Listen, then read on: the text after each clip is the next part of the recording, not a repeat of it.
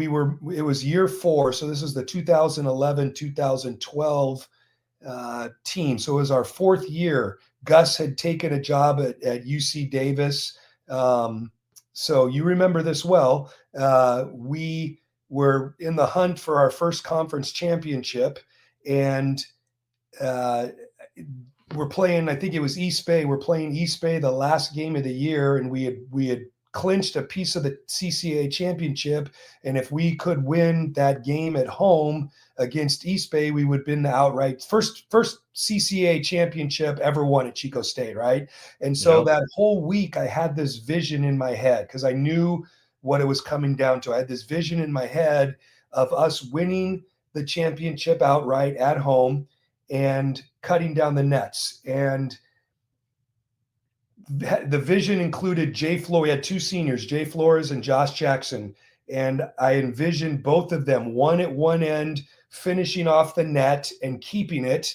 And then the other at the other end, when we cut that one down, of cutting down the net, the last one, and keeping it. And I think that I was on the radio with Mike Baca in the gym, and I'm watching this vision unfold, watching Jay cut down the last piece of the first net and keeping it, and then watching Josh Jackson do the same thing at the other end. So that's something that's always stuck out of my mind. And when I talk to groups, I do a lot of speaking now, and when I talk to groups about vision, that's one thing that pops into my head is I had a vision of what we wanted to do with the basketball program in a lot of different areas. And one of them was obviously winning and competing for championships. And then that vision got really detailed for me that year. And then to watch that actually happen was really surreal. That is very much something that I remember, the net cutting. I remember all that, but that's cool to hear because I don't know that I can picture what a better description of seeing something come to fruition than you were just breaking really down. Amazing. It was really amazing to see, my wife is a life coach, and she talks a lot about manifestation and, having a vision and, acting and believing that it happens before it really happens. And, I often think back to that moment, and I saw that in my head almost exactly like it unfolded in real life. So that's one, there's lots of games and lots of different things that happened and championships won and the way they're won and all that. But that's one that really sticks out as a great memory.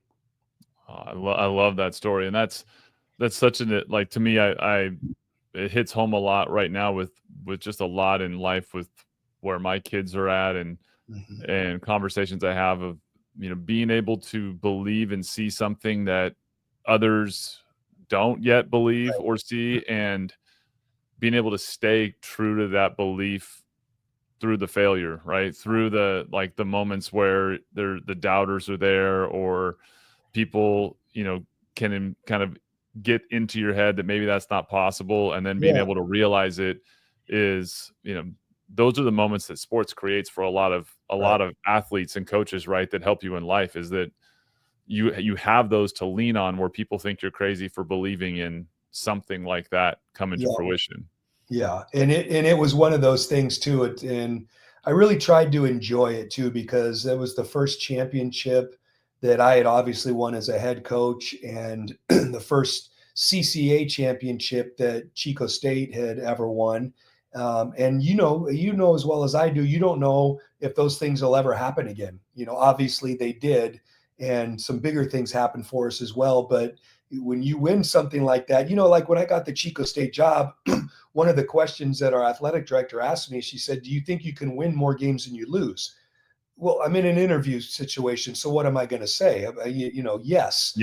And I did believe that. I played basketball at Chico State back in the 90s. I knew, the potential this program had, especially as we started to get more scholarship money and all that. But, if she would have said, "Hey, do you think in the first 4 years you can win a championship?" And I probably would have said yes.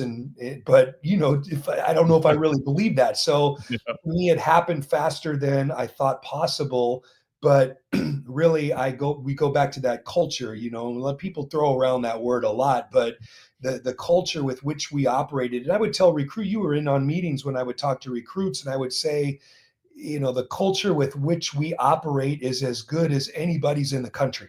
And I'm talking about the Dukes and the North Carolinas and the Arizona. I'm talking about the way we operate on a daily basis, the way we speak to each other, the way we treat each other, how we work together on a daily basis. I would put it up against anybody in the country. We do a great job building relationships with the student athletes. We get buy-in. They believe.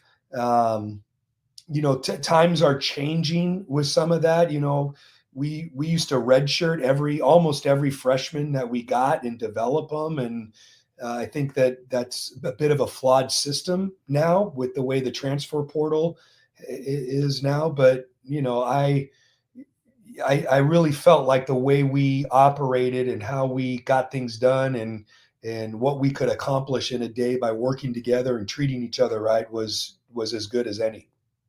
Well, from the inside out, there was, you know, that season there was a moments more accurately stated, where early in the season, losses, games that we didn't win, not playing as well, guys, you know, certainly not yet at our peak as a team.